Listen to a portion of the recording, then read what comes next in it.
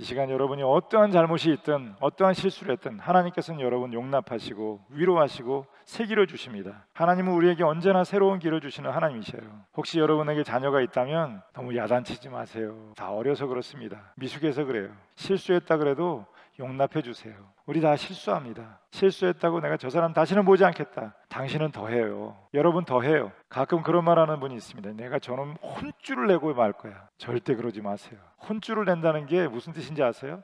혼이 나가도록 혼을 내주겠다는 게 혼쭐을 내주겠다는 거예요. 그렇게 해서 절대 안 변합니다. 오히려 원수됩니다. 사람은 용서해 줄 때 변합니다. 사랑해 줄 때 변해요. 하나님은 우리를 혼내시지 않고 실수한 거 알지만 용서해 주시고 그를 그대로 받아들여 주십니다. 그 하나님을 만난 야곱이 어떻게 변합니까? 꿈에서 일어나서 그래요. 두렵도다 이곳이요. 하나님을 두려워하는 마음이 생겼습니다. 이전에는 교회를 나오는데 하나님 두려운 걸 몰라요. 하나님 무서운 걸 모르고 살았습니다. 그런데 지금 이제 하나님을 만나고 보니까 정말 하나님이 살아계시는구나. 그분을 경외하는 마음이 생기고, 여러분 윤리라고 하는 것, 도덕이라고 하는 것은 이 하나님 두려워하는 마음에서부터 생기는 것입니다. 그리고 하나님을 예배하게 됩니다. 자기가 돌베개 삼았던 것을 제단으로 삼아서 기름을 붓고 하나님을 예배합니다. 그리고 하나님 앞에 서원해요. 기도합니다. 하나님 나를 다시 고향으로 돌아오게 도와주시면 내가 10의 1조를 드리겠고 반드시 하나님을 섬기며 살아가겠습니다. 소원이 생긴 거예요. 미래가 생긴 것입니다. 비전이 생긴 거예요. 어제까지만 해도 정말 미래가 꽉 닥쳐 있었던 이 사람이 이보다 더 비참한 사람이 없어요. 귀공자처럼 살았는데 하루아침에 노숙자가 돼버렸습니다. 그런데 지금은 또 달라졌습니다. 새로운 인생이 시작이 됐어요. 환경은 뭐 여전합니다. 환경은 여전히 뭐 그 똑같지만 마음이 새로워졌습니다. 마음에 상처가 없어졌어요. 더 이상 방황하지는 않습니다. 야곱이 이제 옛날 사람이 아닙니다. 새로운 사람이 되었어요. 그런즉 누구든지 그리스도 안에 있으면 새로운 피조물이라. 보라 이전 것은 지나갔으니 새 것이 되었도다. 어떻게 새 것이 되었습니까? 정리해서 얘기를 하면 일단은 담대합니다. 주눅이 들지 않습니다. 떳떳하고 당당해요. 여러분 사람들 앞에서 당당하십시오. 당당하게, 담대하게. 그리고 두 번째는 남의 일에 관심이 생겼어요. 이전에는 남의 일에 전혀 관심이 없습니다. 그런데 남의 일에 관심이 생기고 남을 돕고 싶어 합니다. 그리고 문제를 피하지 않고 실행하는 능력이 생겼습니다. 최선을 다합니다. 성실하게 일을 합니다. 이게 하나님을 만난 사람의 삶의 변화라는 것입니다.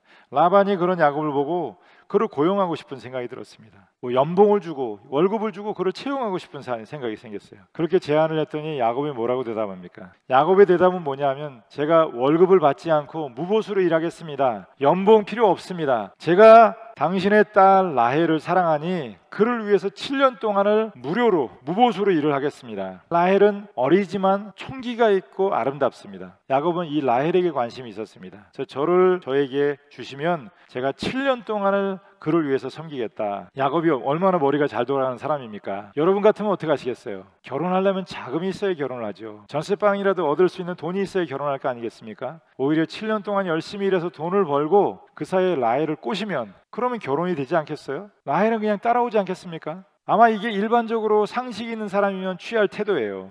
그런데 야곱이 이제는 그렇게 계산적이질 않아요. 이제 주산 튕기고 있질 않습니다. 라헬을 위해서 무보수로 7년 동안을 일하겠다는 거예요. 7년 동안 일했는데 안 주겠다 그러면 어떻게 해요? 라헬의 마음이 변하면 어떻게 하겠습니까?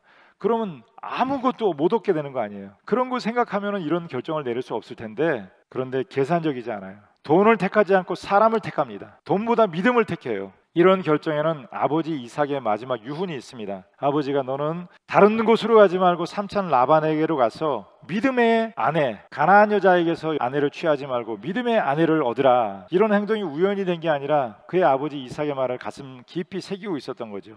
여러분 누가 뭐라 그래도 결혼은 정말 하나님이 주신 가장 귀한 선물입니다. 배우자는 하나님이 주신 가장 귀한 선물이에요. 이 말은 결혼을 앞두고 있는 사람이든 결혼을 하고 있는 사람이든 또 결혼에 한번 실패한 사람이든 우리가 모두가 드려야 될 말입니다. 결혼은 그냥 오다 가다 아무나 눈 맞는 사람과 하는 게 아닙니다. 지금 야곱은 그 아내를 위해서 7년을 하루같이 일을 했다고 그래요. 그런 마음으로 가정을 섬기고 그런 마음으로 아내를 사랑해야 된다는 거예요.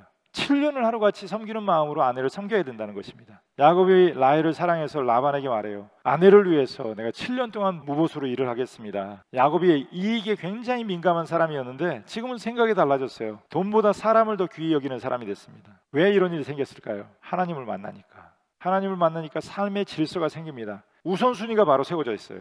야곱은 절망적일 수밖에 없는 상황이었지만 하나님을 만남으로 제2의 인생을 시작합니다. 잘못하면 인생 막장으로 빠질 수도 있는 사람이지만 하나님을 만나서 축복의 조상으로서의 삶을 살기 시작해요. 여러분, 인생을 새롭게 출발하기 위해선 뭘 해야 되겠습니까? 제일 중요한 것, 하나님을 만나십시오. 그러면 여러분 인생이 새로워지게 될 것입니다. 그런즉 누구든지 그리스도 안에 있으면 새로운 피조물이라, 이전 것은 지나갔으니 보라 새 것이 되었도다. 할렐루야. 하나님이 여러분을 사랑하십니다. 하나님의 여러분의 미래의 축복을 두고 기다리고 계십니다. 미래의 문이 활짝 열려 있습니다. 오늘도 사랑하는 하나님께서 여러분을 축복해 주시기를 주님의 이름으로 축원합니다.